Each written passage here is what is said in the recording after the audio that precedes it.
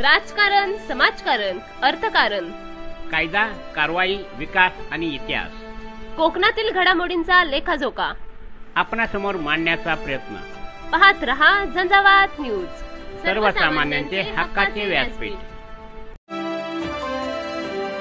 नेव्हीची speed बोट नीलकमल प्रवासी बोटीवर धडकली.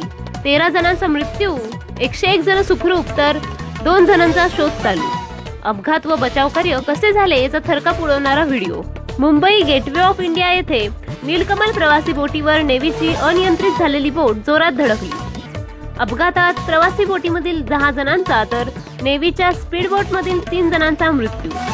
नाशिकवरून मुंबई दर्शनासाठी आलेल्या दाम्पत्याचा मुलासह सदर अपघातात दुर्दैवी मृत्यू. सदर भूषण दुर्घटनेनंतर बचाव कार्यासाठी नौदलाच्या 14 बोटी आणि 4 हेलिकॉप्टर होते कार्यरत. भारताचे पंतप्रधान नरेंद्र मोदी, महाराष्ट्राचे मुख्यमंत्री देवेंद्र फडणवीस व उपमुख्यमंत्री एकनाथ शिंदे यांनी तातडीने घेतली अपघाताची माहिती व वेगाने बचाव कार्यासाठी दिल्या यंत्रणेला सूचना.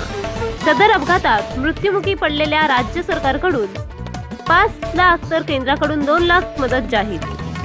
प्रवासी बोटीमधील शेवटचे 2 प्रवासी दुसऱ्या बोटीवर बाहेर काढले आणि क्षणार्धात बोटीने जलसमाधी घेतली. स्पीड बोटमध्ये तांत्रिक बिघाड झाल्याने अपघात घडल्याची प्राथमिक माहिती मुख्यमंत्री फडणवीस यांच्याकडून देण्यात आली, तर जखमींवर तातडीने आवश्यक ते उपचार चालू. सदर अपघाताच्या सखोल चौकशीचे मुख्यमंत्री फडणवीस यांचे निर्देश. Bureau report, Zanzavat news.